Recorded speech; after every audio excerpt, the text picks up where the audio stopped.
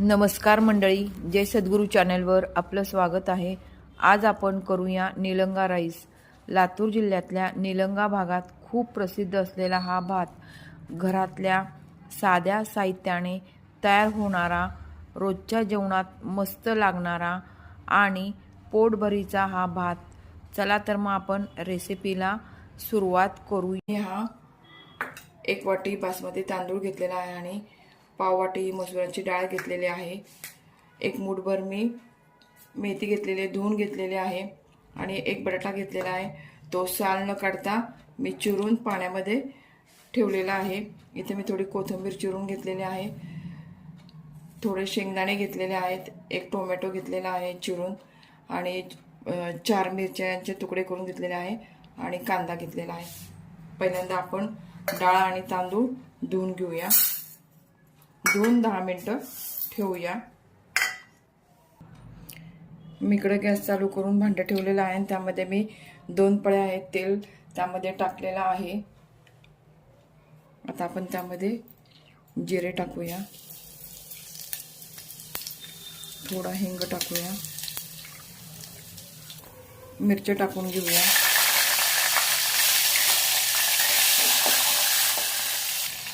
आता आपण 1 कांदा चिरून घेतला होता तो पण आपण त्यामध्ये टाकून घेऊया आणि परतून घेऊया। आपला कांदा हा लालसर परतून घेतलेला आहे, त्यामध्ये आपण आता टोमॅटो टाकून घेऊया आणि त्यामध्ये थोडं मीठ टाकूया, म्हणजे आपला टोमॅटो लवकर मऊ होईल आणि शिजेल। चवीनुसार मी इथे मीठ टाकलेलं आहे।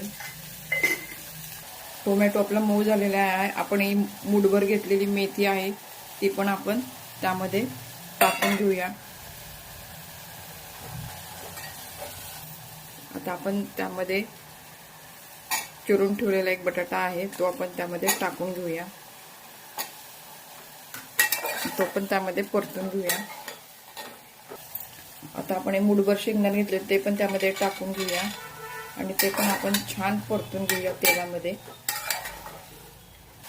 मी इथे काही खडे मसाले घेतलेले आहेत, 2-3 लवंग, मिरी आणि दालचिनी, हे पण मी त्यामध्ये टाकत आहे।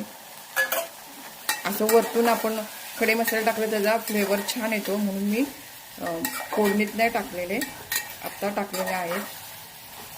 आलं लसणाची पेस्ट आपण त्यामध्ये टाकूया आणि परत एकदा छान परतून घेऊया सगळं। आता आपण मसाले टाकून घेऊया। मी अर्धा चमचा हळद टाकलेली आहे,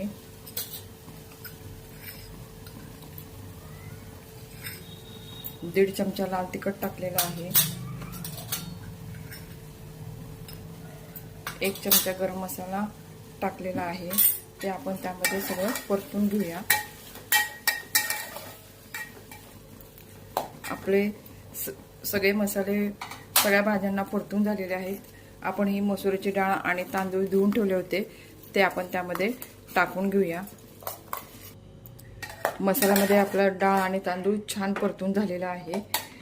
इकडे मी पाणी गरम करायला ठेवलं होतं, जेवढा तांदूळ आहे त्याच्या दुप्पट मी पाणी गरम केलेले आहे, ते आपण त्या भातामध्ये टाकून घेऊया।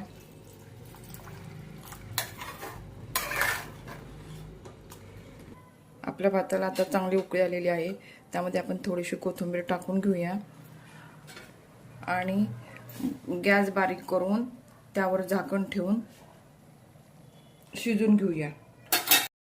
आपला भात झाला आहे की नाही ते बघूया।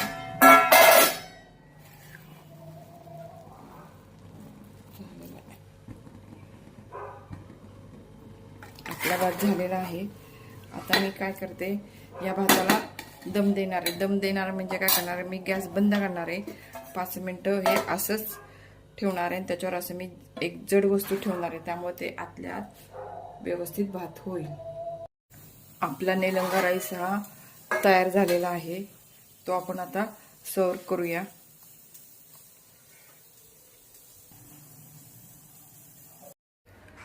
तर मंडळी, अशी ही साधी पण चविष्ट निलंगा राईस रेसिपी, घरातल्या तांदूळ आणि भाज्या आपण चव मात्र अफाट, मसूर डाळीमुळे आपल्याला भरपूर प्रोटीन मिळते।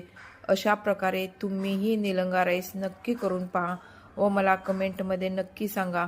व्हिडिओ आवडल्यास लाईक, शेअर आणि सबस्क्राईब करायला विसरू नका. धन्यवाद.